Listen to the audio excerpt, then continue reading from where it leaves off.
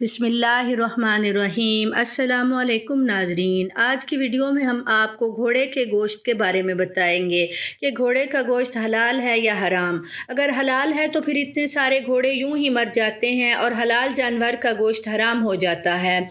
इस पर क्यों आज तक उलमा ने आवाज़ बुलंद नहीं की, क्या वजह है? क्या नबी करीम सल्लल्लाहु अलैहि वसल्लम ने इसके गोश्त को खाने से मना किया है? और अगर मना किया है तो कब किया था, और फिर इसका हुक्म दिया तो कब किया?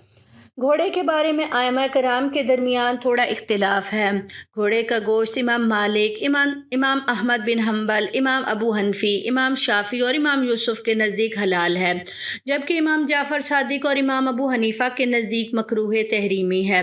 पहले बात करते हैं कि घोड़ा क्यों हलाल है। हज़रत अस्मा बिन अबी बकर रज़ी अल्लाह तआला अन्हु ने बयान किया कि हमने रसूल सल्लल्लाहु अलैहि वसल्लम के ज़माने में एक घोड़े को ज़िबा किया और खाया।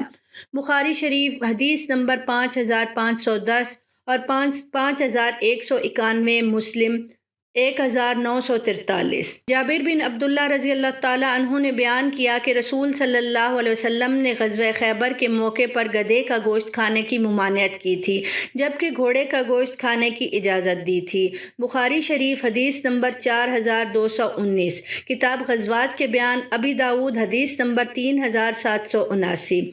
इन्हीं अहादीस की बिना पर घोड़े का गोश्त इमाम मालिक, इमाम अहमद, इमाम मोहम्मद हनफी, इमाम यूसुफ और इमाम शाफी के नज़दीक हलाल है।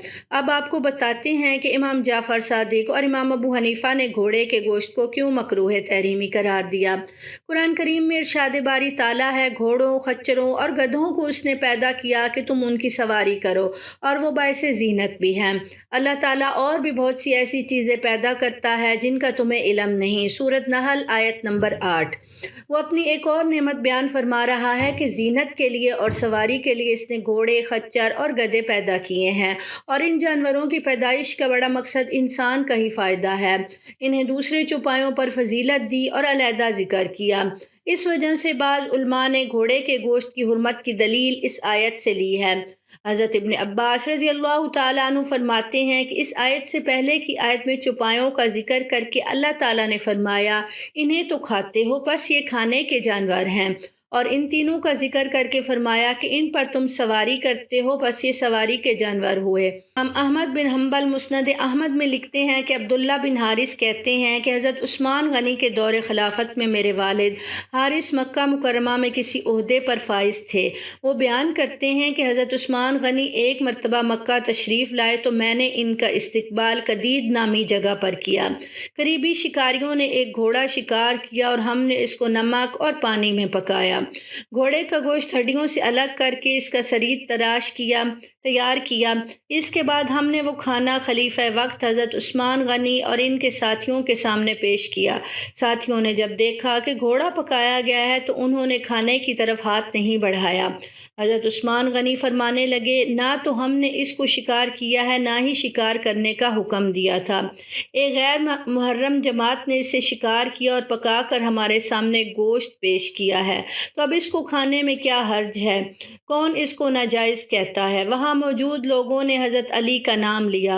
हज़रत उस्मान ने फ़ौरन एक कासिद भेजकर उन्हें बुलाया। हज़रत अब्दुल्ला बिन हारिस कहते हैं कि जब हज़रत अली आए तो हज़रत उस्मान रज़ी अल्लाह ताला कहने लगे कि ए अली, ना तो मैंने इसे घोड़े के शिकार करने का हुक्म दिया और ना ही इसका गोश्त पकाने का हुक्म दिया। ये सब एक नामुहर्रम जमात ने किया है, तो अब हमारे खाने में क्या मसला है? हज़रत अली रज़ी अल्लाह ताला अन्हु फ़ौरन कहने लगे कि मैं हर इस शख्स को खड़े होने का हुक्म देता हूँ कि जो नबी करीम सल्लल्लाहु अलैहि वसल्लम के पास मौजूद था। तो जब नबी करीम सल्लल्लाहु अलैहि वसल्लम की बारगाह में एक जंगली गधे के पाए पका कर लाए गए तो नबी पाक सल्लल्लाहु अलैहि वसल्लम ने फरमाया, हम मुहर्रम हैं, उस मुहर्रम को खिला दो। इस पर 12 सहाबा खड़े हुए जिन्होंने हज़रत अली रज़ी अल्लाह ताला की तस्दीक की। यही बात फिर हज़रत अली ने शितरमुर्ग के अंडों के बारे में की। तो इसलिए घोड़ा मकरूह है, क्योंकि आप सल्लल्लाहु अलैहि वसल्लम ने उसे हराम करार नहीं दिया।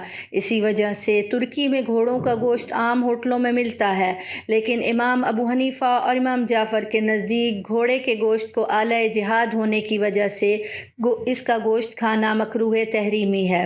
आज के दौर में भी जंग के दौरान और सरहदों की हिफाजत के लिए दुश्वार गुजार रास्तों से होते हुए मुख्तलिफ अहम पोस्टों तक पहुँचने में घोड़ों का इस्तेमाल किया जाता है। ہے۔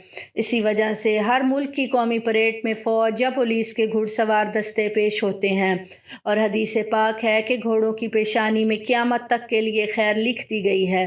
اس لیے یہ اشکال بھی لازم نہیں آتا کہ گھوڑے اب آلۂ جہاد نہیں رہے، لہٰذا گھوڑے کے گوشت کا حکم موجودہ زمانے میں بھی یہی ہے کہ گھوڑے کا گوشت حلال ہونے کے باوجود کھانا مکروہ تحریمی ہے۔